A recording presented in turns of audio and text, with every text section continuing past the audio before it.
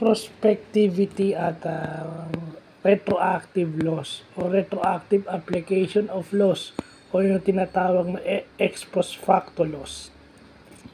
So yung prospectivity sa batas applies to actions after the law has been applied. So ibig sabihin, halimbawang may batas na about that certain wrongdoing. So after mag-take effect nun, dun pa lang siya mapaparusahan if ever mapatunayan.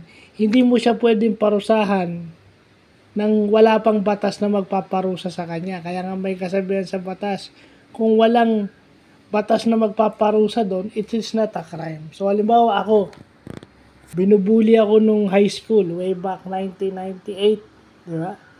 So yung mga nambubuli sa akin, hindi mo pwedeng parusahan yon sa ngayon dahil nangyari yon noong 1998. Wala pang batas tungkol dyan. So hindi mag-occur yung penalty ng batas ngayon sa nangyari nung nakaraan. Pinagbabawal nga yung retroactive application of laws kasi napapawalang sala yan yung talagang may sala at nababago niyan yung legal context. So, yun lang ang kailangan nating matandaan. Yung prospectivity ng batas at yung tinatawag nilang ex post facto o retroactive application of laws. So, ibig sabihin yung retroactive na yun, i-apply mo sa nakaraan yung batas. Pero may exception. Dito sa Pilipinas daw may exception. Hindi yan rule, may exception yan. May statute of limitation kung may prescribed period, kung ang pakiramdam nila yung accused nawawalan ng human rights bilang akusado, yung mga ganyan.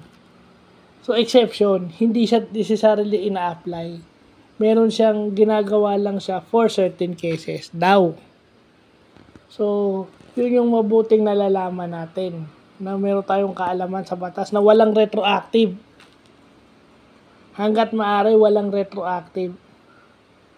Hindi mo pwedeng i-apply yung penalties ng batas sa ngayon sa mga nangyari nung nakaraan.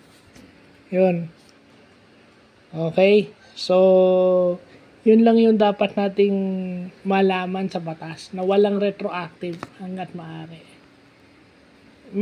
Dito sa Pilipinas wala. Kasi pinagbabawal din yan ng yung Convention on Human Rights. Di ba? Kasi nga, lugi yung mga biktima dyan pag ganyan ang nangyari. So, o yung akusado, di ba? Kahit wala naman silang kasalanan, magkakaroon sila ng sala, di ba? And vice versa.